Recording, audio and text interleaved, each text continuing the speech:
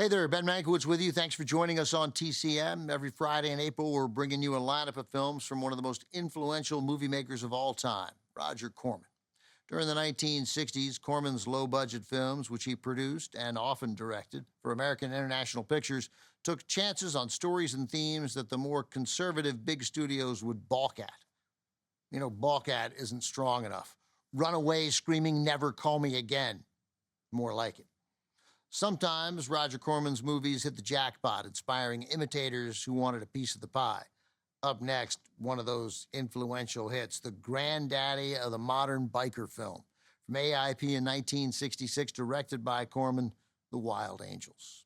Peter Fonda is Heavenly Blues, the leader of a motorcycle gang. Nancy Sinatra plays Mike, his old lady.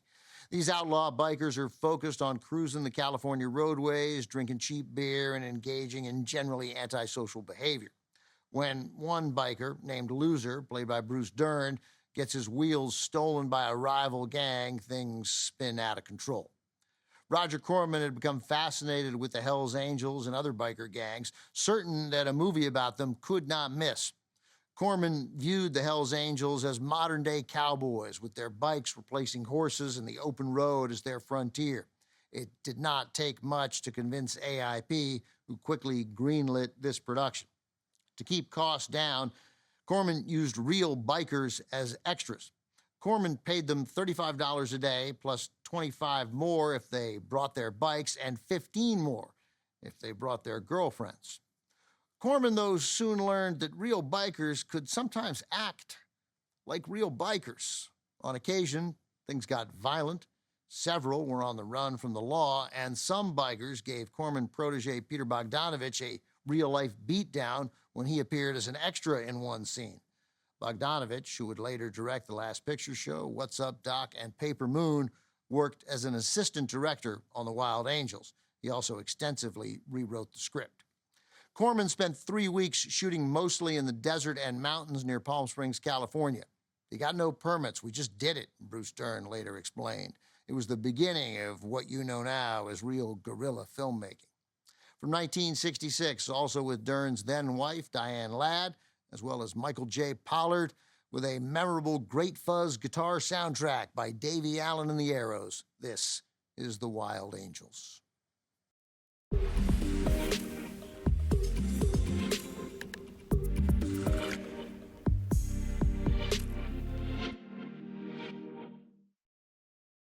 Back in 2016, the Wild Angels producer and director Roger Corman joined me here on TCM to talk about the film as part of a spotlight on movies released by American International Pictures.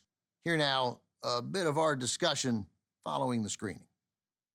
We're back with more from the director of The Wild Angels, my co-host for TCM's Spotlight on American International Pictures, Roger Corman.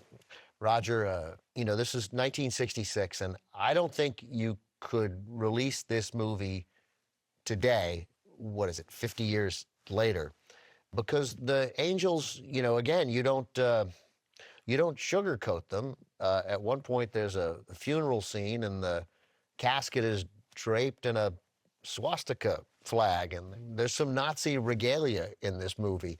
Was the mood different in 1966, or did you intentionally do that to shock audiences a little bit to show just how sort of outside the mainstream these guys were? I did that because that's what the Angels did.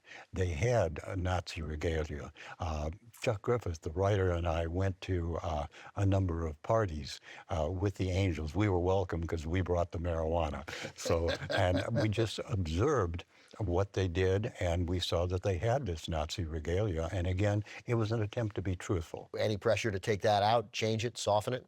No, there was no pressure. A little bit of problem at the end when they had sort of an orgy scene in a church at the death of the funeral of Bruce Dern.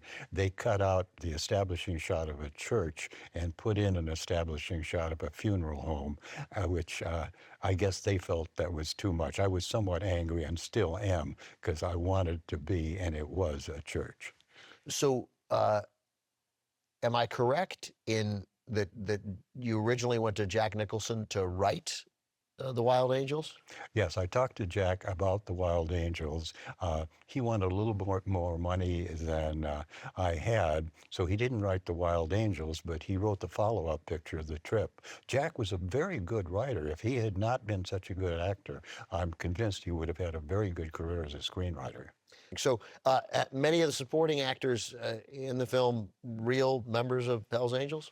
Yes, only a few of the members of the Hells Angels gang were actors. Everybody else was a member of the Angels. Again, I wanted authenticity. So I had the Angels, I had their bikes, and we had their old ladies, which was their girlfriends. It was interesting because I negotiated with the head of the Angels so much for the Angel, so much for the bike, so much for the old lady. They wanted more money for the bikes than for the old ladies.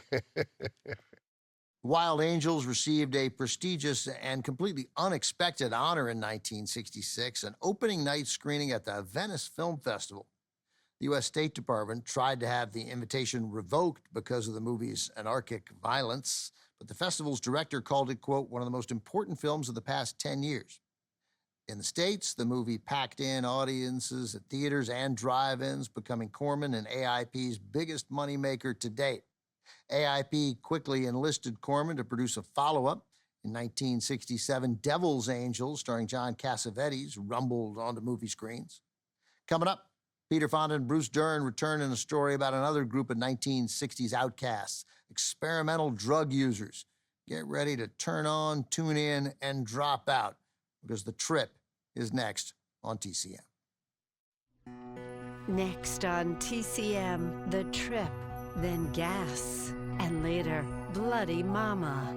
Get the gory details from Roger Corman tonight.